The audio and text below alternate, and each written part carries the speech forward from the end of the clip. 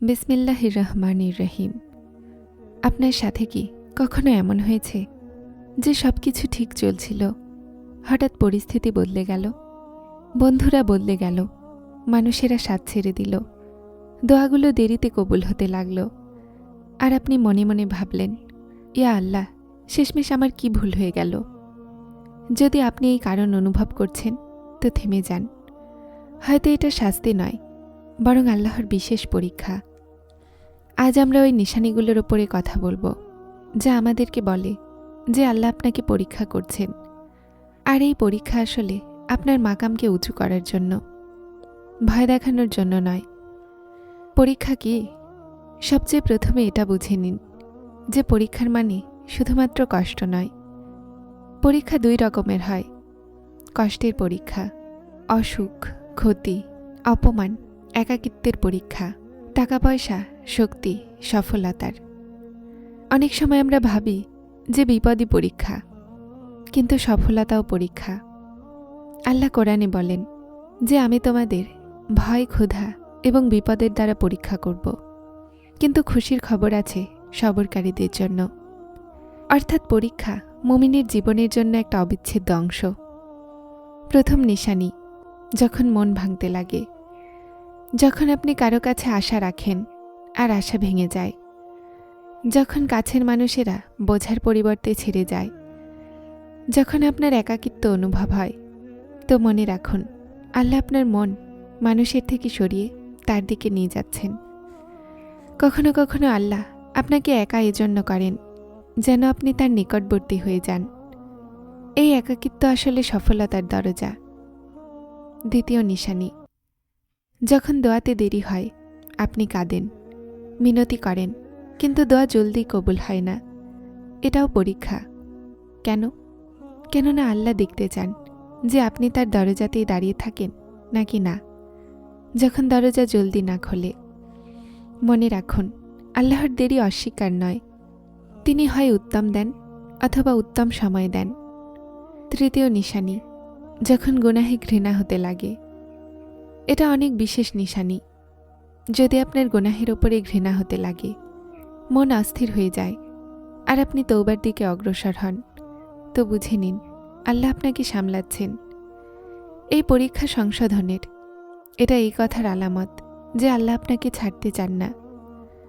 চতুর্থ নিশানি, যখন মানুষ ব্যঙ্গ করে, যখন মানুষ আপনার দিনদারিতায় হাসে, আপনার রাস্তাকে কঠিন বলে, অথবা আপনাকে বদলে যাওয়ার খোঁটা দেয়, তো মনে রাখুন প্রতিটা সত্য রাস্তা অচেনা হয়।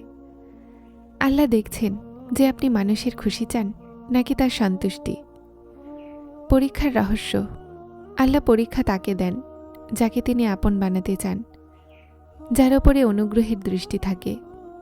কাউকে শিক্ষা দীক্ষার একটি পর্যায়ের মধ্য দিয়ে অতিক্রম করানো হয়। যদি জীবনে সবকিছু সহজ হয় তো ভয় পাওয়া উচিত, আর যদি বিপদ আসে তো আশা রাখা উচিত। যদি পরীক্ষা সত্যি আল্লাহর তরফ থেকে হয়, তো তাহলে প্রশ্ন এটাই, আমরা ওই পরীক্ষায় পাশ কিভাবে করব? কিভাবে বুঝব যে আমরা সফলতার দিকে যাচ্ছি নাকি ব্যর্থতার দিকে? শুধু কি কান্না করা আর সবরের দাবি করাই যথেষ্ট? আজ আমরা জানব যে পরীক্ষার মাধ্যমে একজন সত্য মুমিনের আশা কেমন হওয়া উচিত। প্রথম আশা, ভয় নয়। যখন পরীক্ষা আসে তো সবচেয়ে প্রথম ভুল কি হয়? আমরা মানুষের কাছে দৌড়াই, অভিযোগ করি, হতাশ হয়ে পড়ি। কিন্তু একজন মুমিন কি করে? সে সবচেয়ে প্রথমে আল্লাহর দিকে ঝুঁকে যায়। তারা সিজদাতে যায়। তারা বলে, ইয়া আল্লাহ, আমি বুঝতে পারছি না, কিন্তু আমি আপনার ওপরে ভরসা রাখি। এটা ইমানের আসল শক্তি। বুঝে না আসে, তারপরও ইমান কায়েম থাকুক। সবরের মানে শুধু নীরব থাকা নয়, সবরের মানে হলো মনে মন্দ ধারণা আসতে না দেয়া। যখন পরীক্ষা লম্বা হয়ে যায়, যখন রাতগুলো কাঁদতে কাঁদতে কেটে যায়, যখন রাস্তা বন্ধ নজরে আসে, তখনও জবান থেকে অভিযোগ বের না হোক, ইয়া আল্লাহ, আমার সাথে কেন? বরং এটা বের হোক, ইয়া আল্লাহ, নিশ্চয়ই এতে কোনো হিকমত আছে। মনে রাখুন সবরকারীরা হারে না, তারা তৈরি হয়। তৃতীয় আশা, নিজের নফসের কন্ট্রোল। প্রতিটা পরীক্ষা শাস্তি হয় না, কিন্তু প্রতিটা পরীক্ষায় শেখার সুযোগ অবশ্যই থাকে। নিজেকে জিজ্ঞাসা করুন, আমি কি নামাজে অবহেলা করেছিলাম? আমি কি কারো মনে কষ্ট দিয়েছিলাম? আমার মনে কি অহংকার এসে গিয়েছিল? যদি সংশোধনের সুযোগ থাকে তো জলদি তওবা করুন। এটাই পরীক্ষার আসল উদ্দেশ্য, মানুষকে তার বাস্তবতা মনে করানো। চতুর্থ আশা, আশাকে জীবন্ত রাখা। শয়তান পরীক্ষায় সবচেয়ে প্রথমে আশার ওপরে হামলা করে। সে বলে, বাস এখন শেষ, এখন কিছুই বদলাবে না। কিন্তু মুমিন জানে যে রাত যতটাই গভীর হোক, সকাল অবশ্যই হয়। হতাশা কুফরের নিকটে নিয়ে যায়, আর আশা ঈমানকে জীবন্ত রাখে। পঞ্চম আশা, আল্লাহর সাথে সম্পর্ক মজবুত করা। যখন দুনিয়ার আশ্রয় ভাঙে তো আসল আশ্রয় মনে পড়ে। এজন্য পরীক্ষার সময়ে আসল আশ্রয় মজবুত করুন। কোরআনের সাথে সম্পর্ক মজবুত করুন। দোয়াকে সাধারণ বানান। একাকিত্বে আল্লাহর সাথে কথা বলুন। এটাই সেই মুহূর্ত হয় যেখানে বান্দা আল্লাহর বিশেষ বান্দা হয়ে যায়। মনে রাখুন, আল্লাহ পরীক্ষা তাকে দেন যাকে তিনি উচ্চ বানাতে চান। পরীক্ষা শাস্তি নয়, শিক্ষাও হতে পারে। যদি আপনি এই সময় কোনো পরীক্ষার মধ্য দিয়ে অতিক্রম করছেন তো এই বার্তা আপনার মনে বসিয়ে নিন। আল্লাহ আমাকে একা ছাড়েননি, তিনি আমাকে সামলাচ্ছেন। কখনো আপনি এটা ভেবেছেন যে যেই বিপদ আপনার উপরে এসেছে সেটা পরীক্ষা নাকি আযাব? প্রতিটা চিন্তায় কি আল্লাহর অসন্তুষ্টির আলামত? অথবা কখনো কখনো বিপদের পিছনে আল্লাহর সন্তুষ্টি লুকিয়ে থাকে? আজ আমরা এই কঠিন প্রশ্নের জবাব তলাশ করব।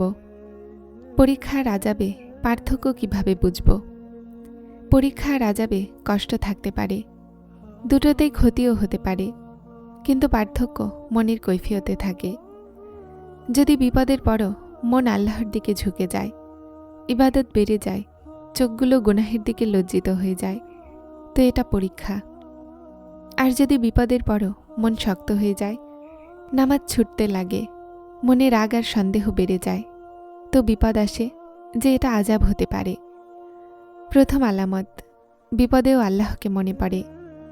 যখন বিপদ আসে আর আপনার প্রথম পদক্ষেপ এটা হয়, ইয়া আল্লাহ সাহায্য করুন, তো বুঝে নিন ঈমান জীবন্ত আছে। পরীক্ষা মুমিনকে আল্লাহর নিকটবর্তী করে দেয়, আর আযাব আল্লাহর থেকে দূর করে দেয়। দ্বিতীয় আলামত, যদি গুনাহের পরে আপনার গুনাহের প্রতি অনুভূতি বেশি হতে লাগে আর আপনি নিজেকে বদলানোর চেষ্টা করেন, তো এটা আল্লাহর রহমত। কেননা আযাব মানুষকে বিপথে নিয়ে যায়, কিন্তু পরীক্ষা মানুষকে ঝুঁকিয়ে দেয়। তৃতীয় আলামত, মনে শান্তির ঝলক। এটা আজব কথা, কখনো কখনো পরিস্থিতি খুব খারাপ হয়, কিন্তু মনের কোনো কণাতে একটা শান্তি থাকে। এই শান্তি এই কথার আলামত যে আল্লাহ আপনার সাথে আছে। আযাবে শান্তি থাকে না, সে অস্থিরতা আর অন্ধকার নিয়ে আসে। চতুর্থ আলামত, সংশোধনের দরজা খোলা হওয়া।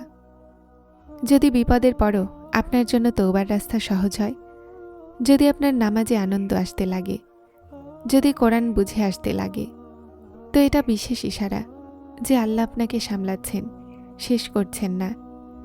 একটা গুরুত্বপূর্ণ কথা, আমাদের প্রতিটা বিপদকে জলদি আযাব ভেবে নেওয়া উচিত নয়। অনেক সময় আল্লাহ তার বান্দার দরজা উচ্চ করতে চান।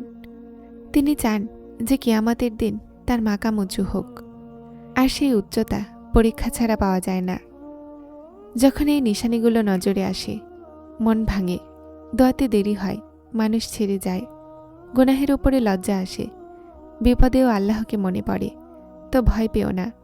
এটা এই কথার আলামত যে আল্লাহ আপনাকে ছাড়ছেন না, তিনি আপনাকে বানাচ্ছেন। যদি আজ আপনি কোনো পরীক্ষায় আছেন, তো আপনার মন থেকে এই কথা বের করে দিন, কেন আমার সাথে? আর এর জায়গায় বলে দিন, ইয়া আল্লাহ, এই পরীক্ষার মাধ্যমে আমাকে আপনার নিকটবর্তী করে নিন। যারা চ্যানেলটিতে নতুন এসেছেন তারা হেদায়েত চ্যানেলটিকে সাবস্ক্রাইব করে আমার সাথে থাকুন। আসসালামু আলাইকুম।